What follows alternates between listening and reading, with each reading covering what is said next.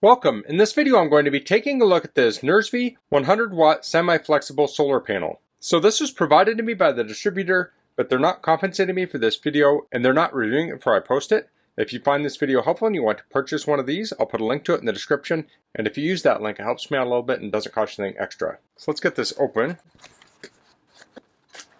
So here we have the panel, and here's the user manual. Let's take a quick look at it. Here are the specs. You can pause and read through those. So max power on this is 100 watts. This has monocrystalline cells, and it's made of ETFE. I think that's ethylene tetrafluoroethylene. I think that's correct. It has an IP68 waterproof rating. Size is 44 by 21.75 by 0.98 inches. Weight is 5.2 pounds. This lists the features. It says it can be flexed to conform to moderately curved surfaces, can withstand being stepped on with soft-soled shoes, specifically designed for use on boats, life rafts, caravans, electric cars, and many other mobile applications. Solar cells with the highest efficiency, fully waterproof, low profile, and lightweight design. And then we have lots of notes here. I'm not covering everything in this manual. If you get this, you'll want to read it on your own. So this does not come with a solar charge controller. You need to get that separately. This talks about installation. So you can mount this with suction cups. You can mount it with adhesive. So you want to mount it, you want to mount the solar charge controller. So let's take a look at the panel. So as you can see, this is very thin here. It's a little thicker where the wires go into the panel. It's smooth on the back side, and we have a label with the specs like the different voltages and such. The corners of this has grommets, so you could use that in mounting it. And the big feature of this is that it flexes. So if you have an RV or a vehicle or something with a curve on it, you can mount this on that curve. So for connections, this has MC4 connectors. So the wires on here are just under 3 feet. So they're labeled positive and negative, and these are standard solar panel type connectors. So you could hook these up to a solar charge controller. You could also hook these up to a portable power station. So portable power stations often have different ways you can get power into them, and it may not have MC4 connectors, but you can most certainly find an adapter to connect these up to a portable power station. Let's measure the panel itself, and that's just under 21 3/4 by a little over 44, maybe like a 1/16 inch over. And then the thickness is a little under an 1/8 inch. So I measured the thickness of this. It obviously sticks up a little bit more here and here. And then the grommets stick up just a little bit too. I just wanted to check this out on my bench. The sun is going down right now, but I'll take this out during the day and we'll test it out. Okay, so here I have the panel and my portable power station. Let me turn it on. And it's just before 9:30. This has 31% charge. So I went to hook it up to the power station. Now every power station is going to be different. This one has an Anderson connector. So I got this Anderson to MC4 adapter. Now I could hook this directly into the solar panel, but you want the solar panel in the sun, and I'd like to have my power station somewhere cool in the shade. So I have this 20-foot MC4 extension cable. This is one I made myself, but you can purchase these also. So I'm going to connect this up to the panel. Now these wires are dangling over the panel. I actually want to make sure they're not shading the panel when I get this hooked up. So those are connected there. I'll connect the other end up to the extension cable, and I'll plug this into my power station.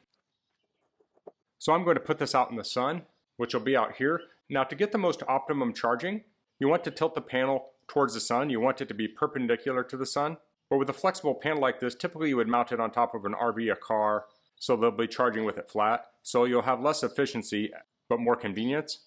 So I'm actually just going to put it flat on the concrete, and we'll test it out. So I'll get that moved out there now. So we can see the panel out here. Let's take a look at the power station. So we're currently getting 50 watts. Now I'm going to prop it up temporarily and we'll see how many more watts we get. Okay, so now I've aimed the panel at the sun and we're getting 80 watts. So by having it flat, we're losing out on 30 watts of charging. But you have to chase the sun if you angle it towards the sun. So for convenience sake, sometimes it's easier just to leave it flat. Now it says at this rate, it's going to take 10 hours to charge this. I think this is around 1100 watt hours on this battery, but I'm going to drop it down flat again and let this continue to charge. And here you can see the solar panel setup. I propped it up with this battery case and it's angled towards the sun. So I'll pull this out and leave it flat. And now we're back down to the 50 watts of charge. And you can see it says 16 hours here. Now as the sun moves, this may go up and down, or if clouds cover it.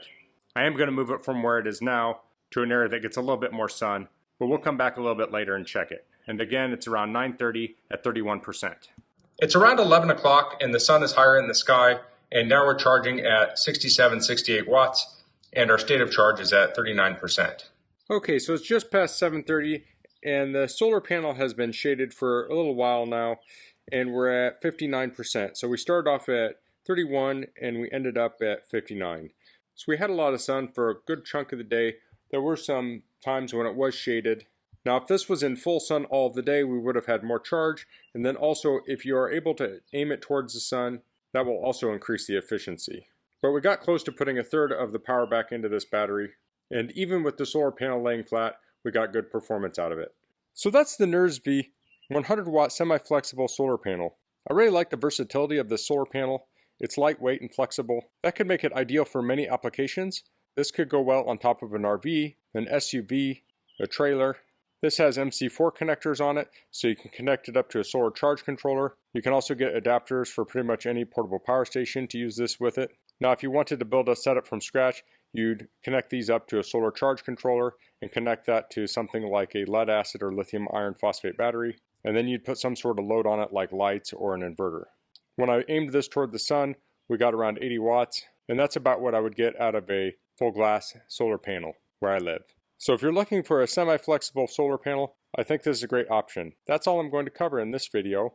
If you have any questions, please leave them in the comments. If you liked this video, please click like. If you haven't subscribed to my channel, I'd appreciate if you could do that. And thanks for watching. Until next time, goodbye.